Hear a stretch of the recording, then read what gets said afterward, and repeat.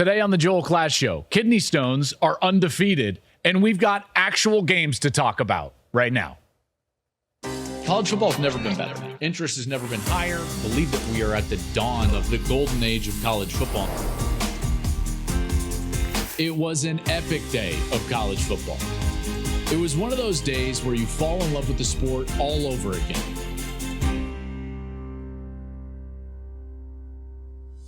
Oh, you can feel it. It is the Joel Klatt Show. I am Joel Klatt. This show is presented by Hampton by Hilton. We're here. We're finally here. I know we saw games last week, but we're finally here. We're finally to a point where we can have an episode where all we do is break down games that we're about to see this weekend, and I am here for it. I'll talk about Nebraska, Minnesota, Florida, Utah, Colorado, TCU, Ohio State, Penn State, Florida, LSU, all of those coming up on today's show. Good to be here. I've been in it. If any of you follow me on social media, you can follow me personally on social media at Joel Klatt on Twitter or X. Do I have to say both now? Do I just say X? Do I just say Twitter? Do you understand? I don't know what to do. I don't know what to do with my hands. Where do I hold my hands? I was battling kidney stones since Thursday. Those of you who have had kidney stones feel like you immediately have some empathy, first of all, so thank you for that. I appreciate it. And you know that it's been absolutely excruciating. Multiple stones since Thursday night. And yeah, it's one of those deals where if you listen to the show on Monday, you probably are like, man, Joel, he got a little angry at the NCAA. Two things. One, yes, because of course. Two, I was hurting a little bit. So they got a little wrath from the pain that I was suffering from those stones. So by the way, if you've got any suggestions, throw them to me on social media. You don't want to hear about my pain, you want to hear about games, and so I'm here for that. Let's get into it. Let's start here with Nebraska at Minnesota. Gus and I will be back in the booth with the All-American girl, Ginny Taft, on the sideline on Thursday night on Fox as Nebraska travels to Minnesota. Obviously an interesting game. We've got Matt Rhule in his debut as the Cornhuskers coach, and PJ Fleck at Minnesota trying to continue what has now been quietly one of the most successful runs in all of college football over the last couple of years. Now, it hasn't ended in a playoff berth or a lot of marquee top-end wins. So I feel like people haven't paid attention to what Minnesota has done over the last couple of years, but it's been pretty good, pretty damn good from PJ Fleck. Let's just start with this, and let's start with Nebraska, because if you're like me, I'm 41 years old. I know I'm getting old, but I grew up in the Midwest. I grew up in the old Big 8 territory, right? I grew up just outside of Boulder, Colorado. And so for me, for my entire life, all my formative years, Nebraska was not just oh yeah, they were really good. They were the class of college football. They were the preeminent program in college football.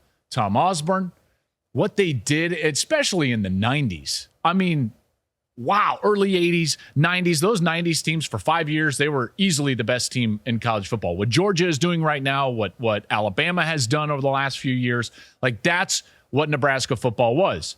Now, if you're half my age and you are 20 years old, about to turn 21, and you think you know everything about everything because that's what 20-year-olds do, you think that Nebraska has been awful forever.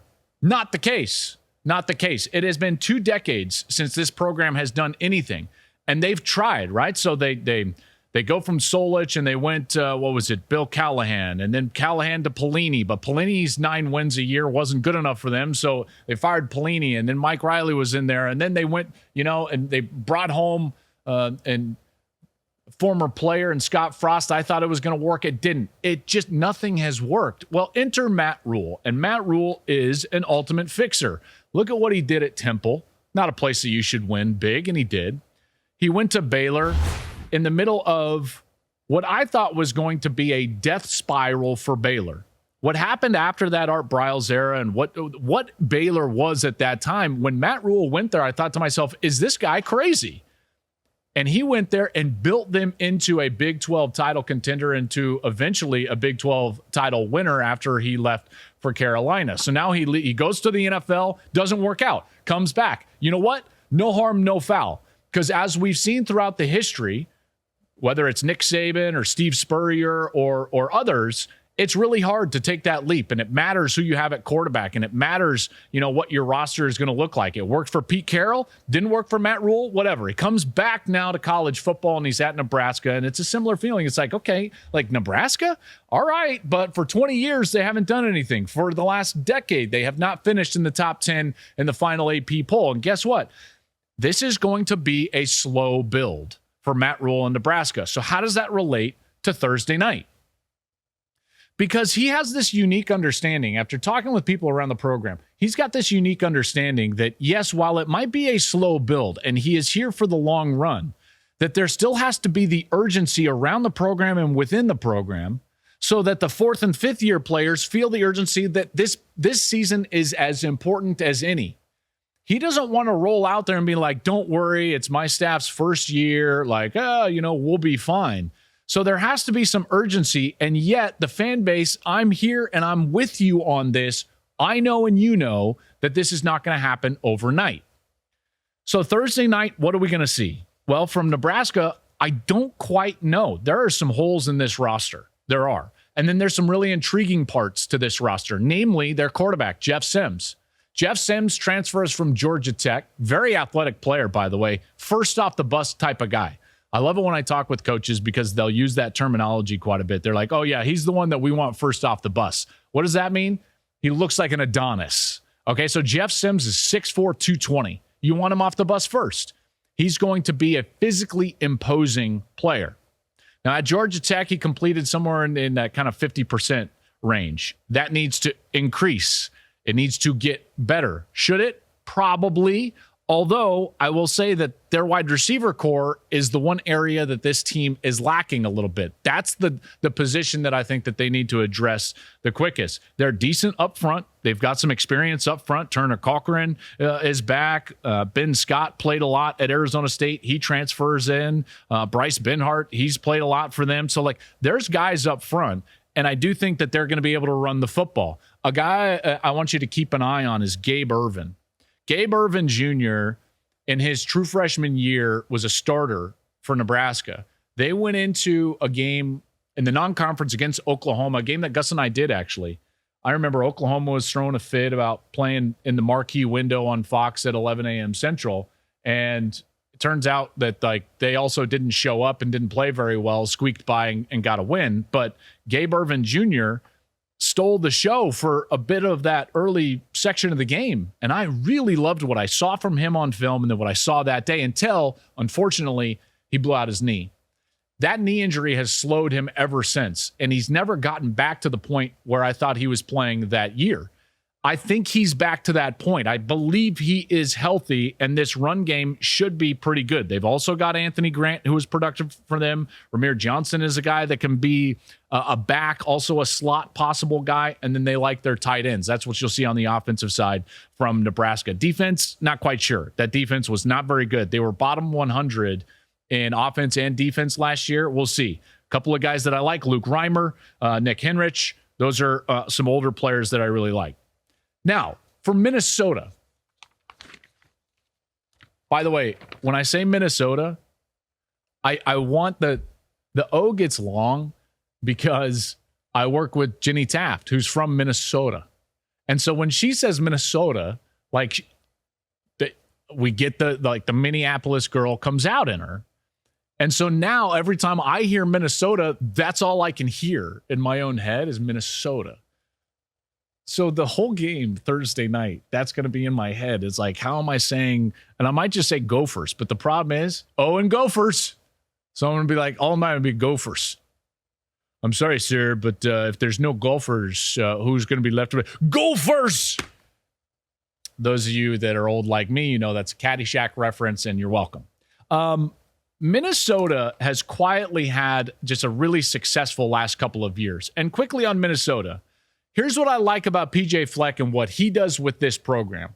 He looks at his roster. I believe he evaluates his roster with clear eyes.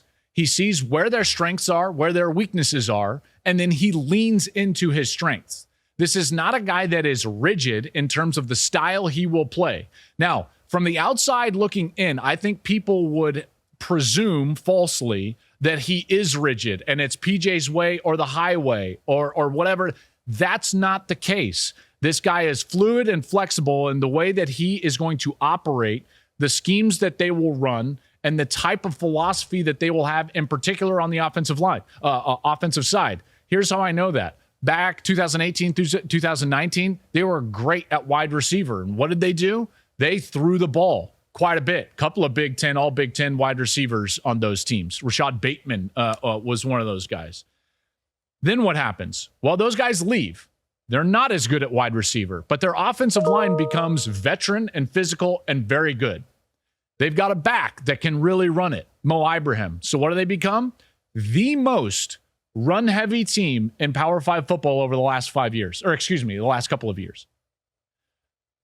Leans into what their strengths are. So what is this team's strength? This team's strength is going to be back to the passing game. They're really good at wide receiver. I look at these guys like Chris Ottman-Bell, really good player. Daniel Jackson, really good player. Elijah Spencer, Corey Crooms, Lemeki Brockington. These guys can play on the outside. They've got a quarterback replacing Tanner Morgan who might be more talented. Okay, Tanner Morgan deserved to play. He was the program's all-time winningest quarterback. He was the leader. But now Ethan Callie Ekmanis, excuse me, he's probably a little bit more talented as a passer, which means that this is going to be a passing-oriented team. They like their tight end a lot. And I expect them to come out and throw it a little bit. Their defense quietly has been statistically one of the better defenses out there, although they play in the Big Ten West, so those numbers could be a little bit inflated. But a good matchup there. So that's going to be Thursday night. Also Thursday night, Florida at Utah. Now, quickly on this game, Utah is favored and rightly so. Now, let's remember, this Utah team goes down to Florida a year ago, and they lost. They lost that game. That was a major problem for the entire conference because we all knew that like Florida wasn't going to be a top-end SEC team, and yet we expected Utah to be a top-end Pac-12 team, which they ended up being.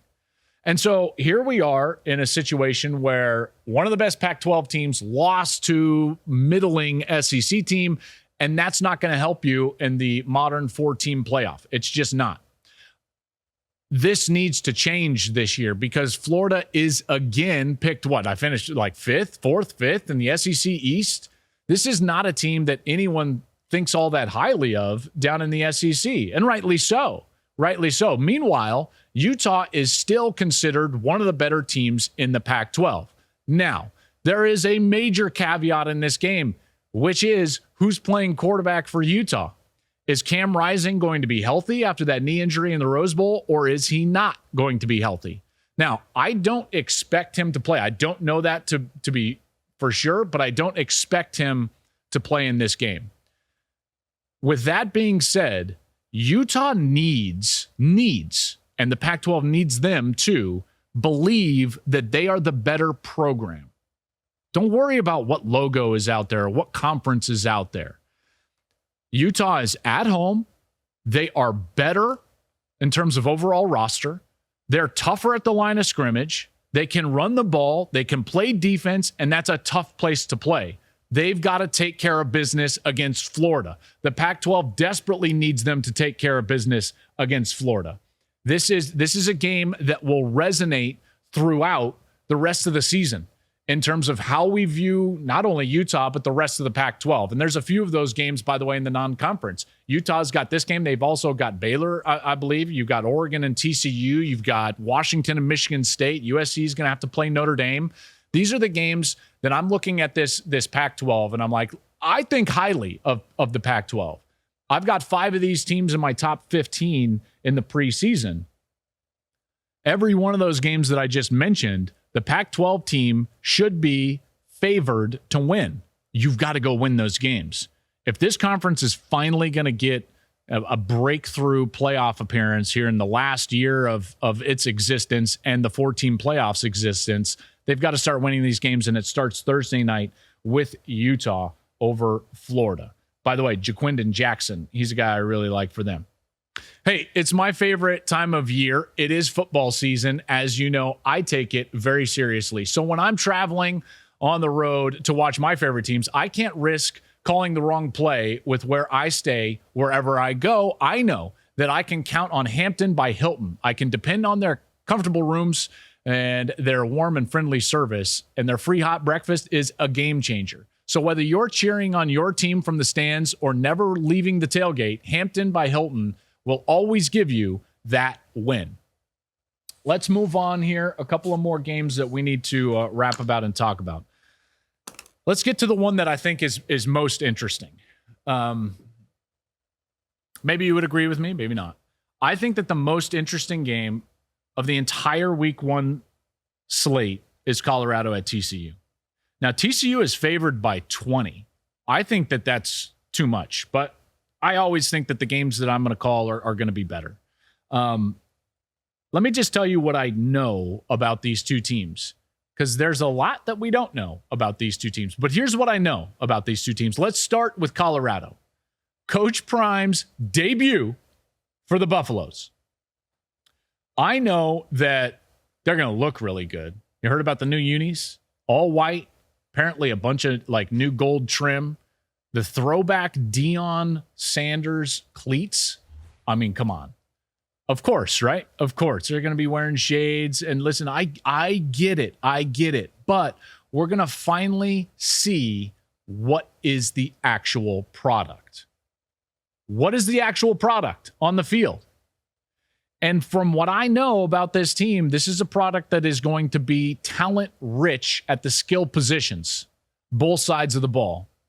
He has said before, and this is not an old school philosophy. This is kind of a new style of wanting to build this way. He wants to build outside in. And you know what? They're really strong, really talented, fast, athletic, and explosive on the outside. Their wide receivers are really good, led by Travis Hunter, who will play both ways, by the way. Their running back room is deep. They're as deep at running back as they've been in a long time. I know that's not saying a ton, but remember, this is a team that played for a Pac-12 title. What was it, back in 2000, I want to say 16, 17, something along those lines. Their quarterback, Shedeur Sanders, is a very good player. So they have elements here, in particular on the offensive side. They will be able to score points. The biggest question mark is who's blocking for them. And are they going to be stout at all up front? Can they protect the passer? Can they provide running lanes? I'm not sure. And I don't know if they know either. Do you know there's 58 transfers on this team? 51 of them on scholarship, 7 walk-ons. There's 68 new scholarship players. 51 transfers, 17 freshmen. That is staggering. Staggering. I believe there's only 9 scholarship players returning from a year ago out of 85. They cleaned house. And by the way, I've defended that and will continue to defend that because the level that they were playing last year was egregiously bad and they had to do something. So enter Deion Sanders. He changes the roster over completely. They will be much better at the skill positions. Their safeties, quality with good depth. Corner position, pretty good with good depth. And Hunter will play both ways, like I said earlier. Now, in a game that's going to be north of 100 degrees in Dallas with some humidity, I don't know if they've got the depth to stay with TCU, because here's what I know about TCU. While they went to the national championship game last year, and while they're missing some key contributors, namely their offensive coordinator, Garrett Riley, their quarterback, Max Duggan, their running back, Kendry Miller, and their wide receiver, Quentin Johnston, they feel that they are better because of their depth this year than they were a year ago. They got incredibly fortunate last year with the run of luck that they had in terms of staying healthy with their starters. Now, you can make an argument that didn't start early because the guy who will start in this game, Chandler Morris at quarterback, went down with an injury against Colorado in week 1, but stepped in Max Duggan, and the rest is history. Their wide receiver room, they believe, is deeper and faster and more explosive than it was even a year ago. And remember, they had 2 guys drafted. I think that running back is probably a position that they feel like might be a little bit of a wait and see because Kendry Miller was just so good in terms of a slashing runner for them. Offensive line, I think that's a bit of a wait and see, although they're confident in their depth and what they've brought in both in recruiting and in the transfer portal. Defensively, they've got some veteran guys, and in particular, one of the best corners in the country out on the outside. They like their safeties a lot. This team is confident that they're going to come back and they will not just replicate, but be the same team that they were a year ago. Now, remember, this team won a ton of close football games, and they did it namely because their quarterback played so well in big moments late in football games. I believe they're going to take a little bit of a step back. This line suggests that Vegas believes TCU is what they were a year ago and Colorado is what they were a year ago. Both of those are false assumptions. That's why I think that this line is too big. Colorado is going to be much better than people think. TCU, I'm not sure. It's a wait and see. I can't wait to see that wide receiver room, though, and I can't wait to see Chandler Morris. And again, that's going to be the most interesting game in all of college football in week 1, and Gus and I will be there. We're going to fly down from Minnesota into DFW, and we've got that game on Saturday. It's big noon Saturday. Big noon kickoff will be there early. A few more games that I want to hit on before we get out of here. West Virginia at Penn State. Penn State, 20.5-point favorites. I believe it's going to be Drew Allar's first start. I think he's a better fit for the Mike Yurcich offense. I believe that they're going to have the ability to really run the ball effectively with those solid backs, Allen and Singleton, and then throw the ball over the top. Their defense is athletic and fast with good length on all 3 levels. This should be a heck of a team. This is a team that I've got right up there with the best teams in college football, and I can't wait to see them play. And again, this is a team in West Virginia that they really should beat and they should handle. Remember that like they've played 2 straight openers. 2 years ago, they opened at Wisconsin and got a huge win and just like a gritty road win. They intercepted Mertz, shocking, inside the like 10-yard line late in that game, kind of defensive oriented. Last year, they went on the road to Purdue. Chuck Sizzle went off in that game. Charlie Jones for Purdue. And Penn State somehow found a way, kind of a gritty win. They need to come out in this game and just like, okay, like, we're better. Let's go. We're at home. Put the hammer down. Last game, LSU, FSU. It's going to be a good game. 2 stud QBs. Pass rushers, talent, a lot of NFL players on this field. Jaden Daniels and Jordan Travis. Then I love this Harold Perkins and Jared Verse type of pass rushing battle between FSU and LSU. I think that this game goes a long way in the CFP. Both of these teams believe that they've got CFP aspirations. This is going to set the tone between the eventual ACC champion and the eventual SEC West champion. We both believe that these 2 teams are going to vie for those 2 titles, SEC West champion and maybe even SEC champion and the ACC champion, right? Okay. So this game will tell us everything we need to know if we have a debate late in November and early December between, let's just hypothetically say, a non-SEC champ West division winner and the ACC champ. If it comes down to a debate, guess what game we're going to be looking at? This one. I have put my flag in the ground and said that I believe that LSU is the better team, and I believe that. Remember, they were the better team a year ago. The 6-game winning streak that Florida State had late last year was against a lot of bad football teams, very average football teams. And while I like Florida State, I just don't think that they're better than LSU. LSU did a heck of a job in the transfer portal. Really good job in the transfer portal. They got better. They got deeper. It's now Brian Kelly's 2nd year. He's got his quarterback for a 2nd year. They're not going to make those silly mistakes that they made in the opener a year ago against Florida State, which allowed Florida State to go out there and win that game. LSU is a really good football team. They are going to have a lot to say in that SEC West, even with a Bama team that I think is very good. Remember, they won the West a year ago. This is a quarterback that I believe in, a coach that I believe in, and I like LSU in this game. They're favored by 2.5. They should be favored. I believe they cover that and win by a score and beat Florida State in the opening week. All right, that'll do it for today's show.